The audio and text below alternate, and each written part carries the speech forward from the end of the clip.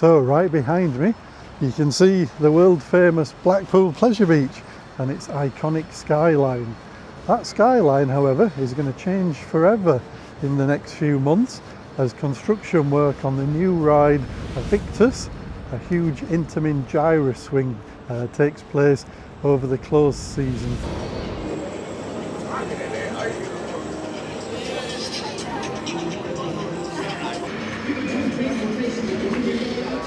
So we're right next to the construction site for Avictus. As you can see, the screening's up to protect the guests at the moment.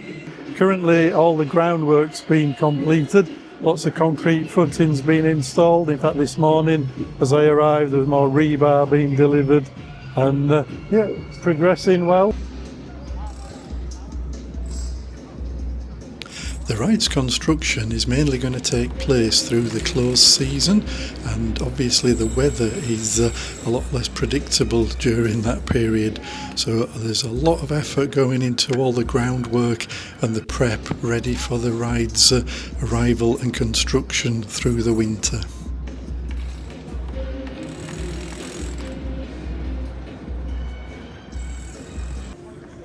The location where the ride is being put is an ideal choice for this particular ride type.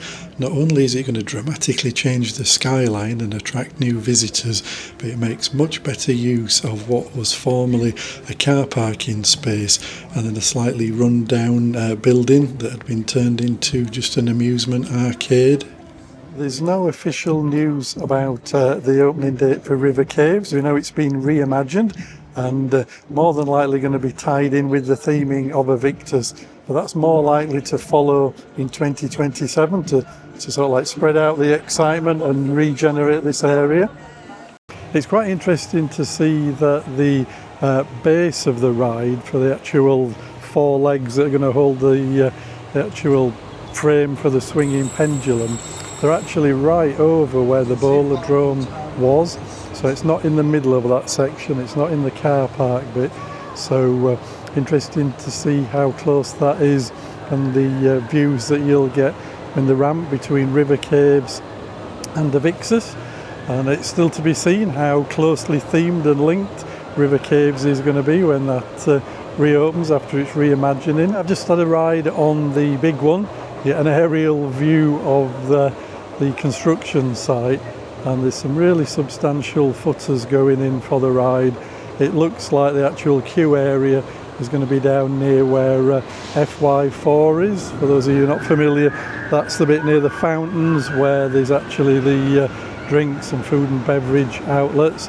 There's been a podcast recently where Andy Highgate, the operations director, sort of give an insight into how the operations and operations and engineering teams are working closely to fine-tune and perfect as much of the ride's design, layout, queuing area ahead of its opening. I think Andy was saying a good design effectively allows guests to be able to see the loading and unloading process.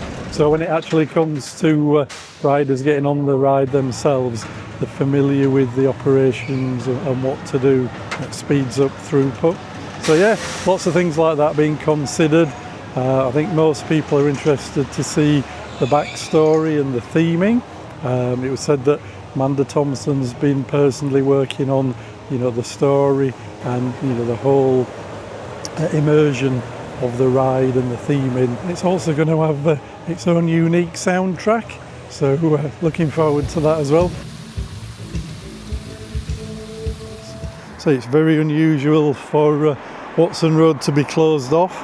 There was a hive of activity earlier on. It's very quiet now, but so we'll just have a quick look and see if we can see anything to share with you.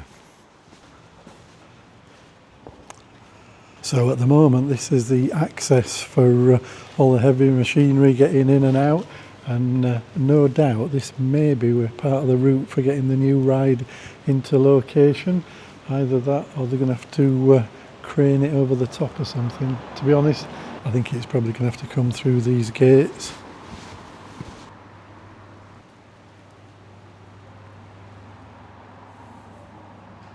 So it's very rare that this road's actually closed. It is actually a public road underneath the pleasure beach known as Watson Road. Interesting how it came about, to be honest. It didn't used to be here originally. My understanding is that many years ago the pleasure beach used to own all of the actual beach right to the sea, and they actually sold the rights to the council to actually allow a road to be built right across the one that is the promenade, right across the front of the pleasure beach, and in return they would be able to construct what they liked on site without needing any planning permission. That was part of the deal. Whether that's true or not, I don't know, but so this particular road came about, and it actually used to be quite open. You know, it divided the park in half, and guests had to carefully move from one side to the other. And so then back in about the 60s, 70s, it basically got concreted over and basically made as you see it today. Now behind this wall here is part of the really interesting complex that forms the river caves, Wallace and Gromit, and the ghost train, often referred to as the secret tunnels as well. There's passageways underneath some of those rides that the staff use as well. But yeah, just behind this wall is all manner of wonders and delights to create those amazing rides.